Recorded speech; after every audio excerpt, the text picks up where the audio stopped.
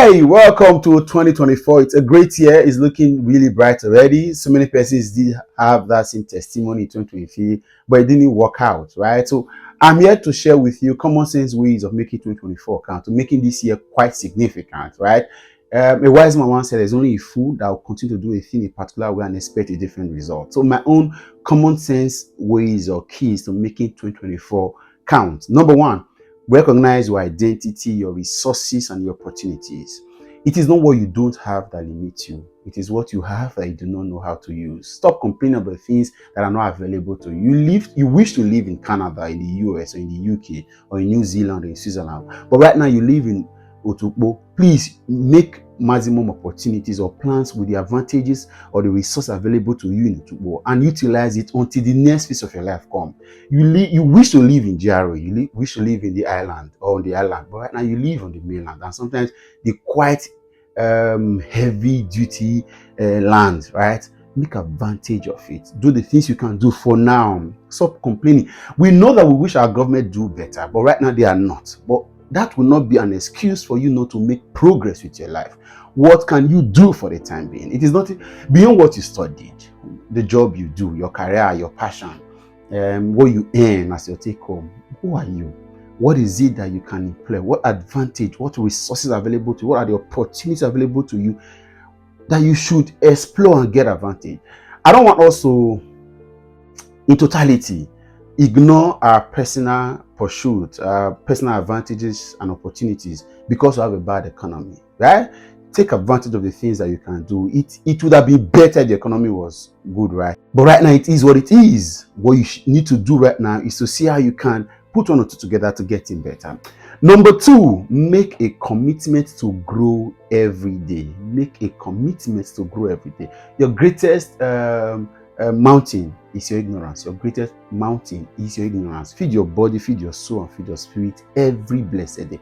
The mind of an average person in this country is full of gossip and entertainment. That's why we are more inclined with gossip blogs and a lot of these cloud chasers on the internet. We do not take pain to build a bigger, a better us in the inside. And that's why the cloud chasers have more followers than the people that share valuable content. That's to give you an overview.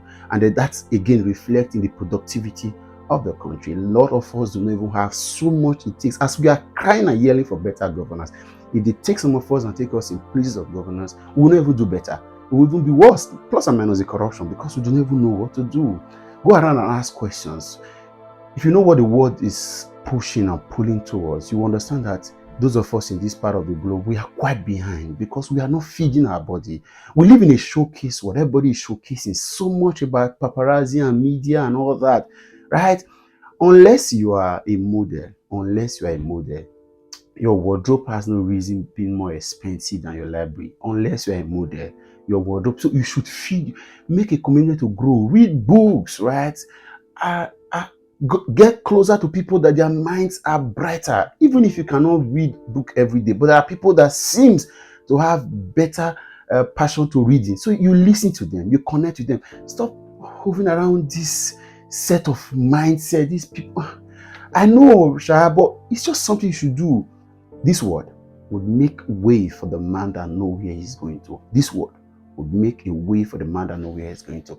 Then number three, make sacrifices. One of my lecturers those days used to say that suffer before pleasure, pleasure before suffer. And that's stuck to my head. And every other day I keep remembering. So right now it is time for sacrifices.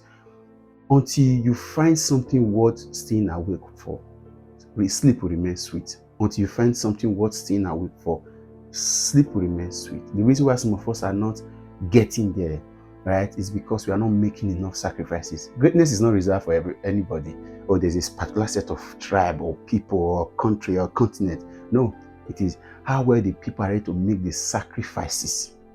When I make sacrifices in the context of remembering that you have to pay the price to earn the prize. You have to pay the price, PRICE, to earn the prize, PRIZE. A lot of the times we are not ready. We just make mouth. We're not ready. And then we fall for everything. Don't make the mistake of accepting everything that comes your way. You should learn to say no. A lot of times you are going to be tossed or tempted or persuaded to take in certain things. No, it is time to plan. It is time to strategize. It should not be every time we are outside. Sometimes be inside and be inside for it. And pay sacrifices. Pay sacrifices. If you pay enough sacrifices for the future that you see, you will get it. You will earn it. But a lot of times, we like the frivolities, the easy. You're not ready. You're not ready, right? Number 4, use your giftings to solve problems. Use your giftings to solve problems. I'm sure my life is a typical example of this particular thing, right? The giftings I have is what I have put forth, and that's why you are listening to this video. This video will definitely not go viral. Not everybody to not earn the millions, but I know 1 or 2 persons who believe in me, who sees that I'll be able to. I have got a voice that they could listen to. Will listen. It is because I've been able to see a problem and I'm using my giftings to solve it. That's it. Let me relate this to money, right?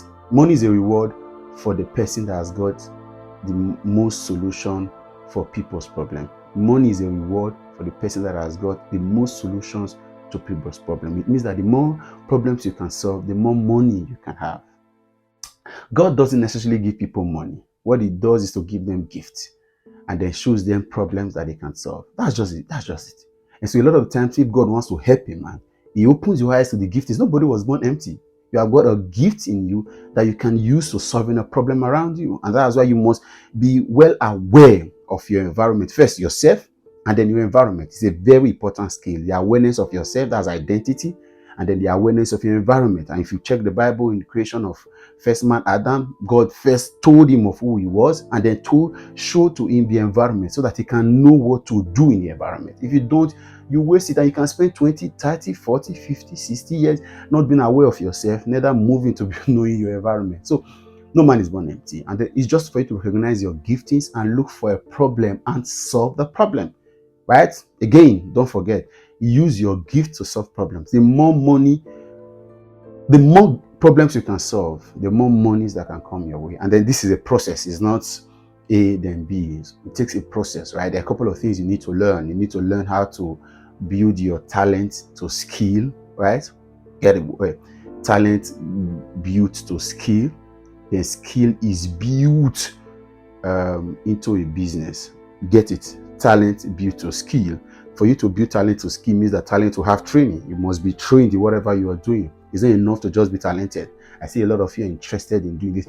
I've got a media background. Plus and minus what I've studied all the years. I've got a media background, so I have an advantage. So I've been trained in this particular thing. So I may not be the best of it, but I've got clinical advantage over my peers doing the same thing, right? And so that has made it a skill right now. So now I'm not turning that skill into a business. And there are some processes, there are some instruments tools you can use to turn your skill into becoming a business. And that is when money begins to come for it.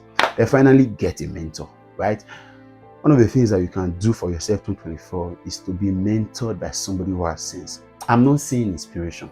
I'm not saying social media cloud chasers or all these guys that you follow their posts and say, no, get somebody who has got a roadmap you can follow. Anthony Robbins did say that if you want to make anything valuable in life, you need to follow someone who has got a roadmap and is ready to navigate it. Several persons have done what you want to do. So it's good enough to say you have got interest in cooking, right? You're a chef, or you've got something passionate about cooking and all that, and then you say you connect with Ida Abasi.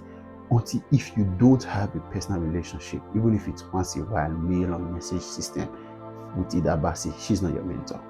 She's just an inspiration that you follow. Get somebody, at least you can talk to once. I'm not saying the person that you can always go and disturb. Somebody that you can read up. That's why it's unfortunately a lot of our billionaires in this country do not have documents or books we can read about them.